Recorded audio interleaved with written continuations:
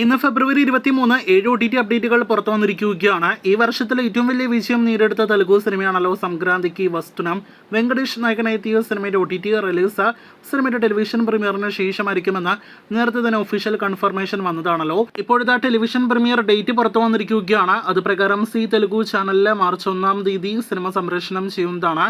അന്നേ ദിവസം തന്നെ സിനിമ ടെലിവിഷൻ പ്രീമിയർ നടക്കുന്ന സമയത്തോ അതല്ലെങ്കിൽ ടെലിവിഷൻ പ്രീമിയറിന് ശേഷമോ C5 മലയാളം ഉൾപ്പെടെയുള്ള പാൻ-ഇന്ത്യൻ ഭാഷകളിൽ സിനിമ OTT റിലീസാകുന്നതാണ്. രണ്ടാമത്തേത് നേരത്തെ തിയേറ്ററുകളിലേക്ക് എത്തിയ മലയാളം സിനിമ സിനിമയുടെ അപ്ഡേറ്റ് ആണ്. ദിലീഷ് പോത്തൻ നായകനെത്തിയ സിനിമ തിയേറ്ററുകളിൽ പരാജയപ്പെട്ട സിനിമയാണല്ലോ.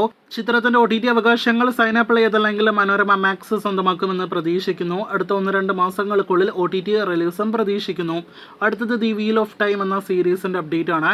ആമസോൺ പ്രൈമിന്റെ ഡയറക്റ്റ് OTT സീരീസ് മാർച്ച് 13 തീയതി OTT റിലീസാകുന്നതാണ്. അടുത്തത് ആമസോൺ പ്രൈമിന്റെ ഡയറക്റ്റ് OTT റിലീസിനൊരുങ്ങുന്ന ഒരു സിനിമയുടെ അപ്ഡേറ്റ് ആണ്. പിക്ചർ ദിസ് എന്നാണ് സിനിമയുടെ പേര്.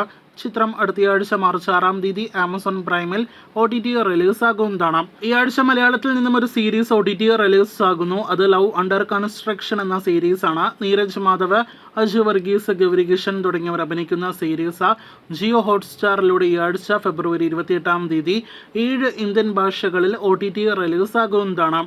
നേരത്തെ വാലന്റൈൻ ദിനത്തിൽ തിയേറ്ററുകളിലേക്ക് എത്തിയ മലയാളം സിനിമയാണല്ലോ പൈങ്കിളി.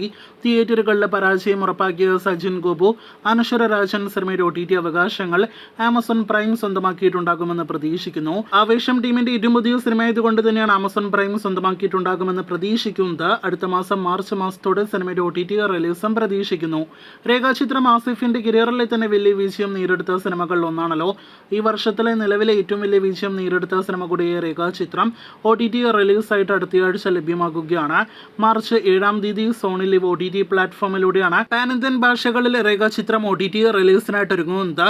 ചിത്രം മലയാളത്തിലെ ഇൻവെസ്റ്റിഗേഷൻ മിസ്റ്ററി ഡ്രാമ വിഭാഗത്തിൽപ്പെടുന്ന സിനിമ കൂടിയാണ്. കാത്തിരിക്കാം രേഖാചിത്രം OTT കാണുവാനായിട്ട്. കൂടുതൽ OTT വാർത്തകൾക്ക് കാത്തിരിക്കൂ.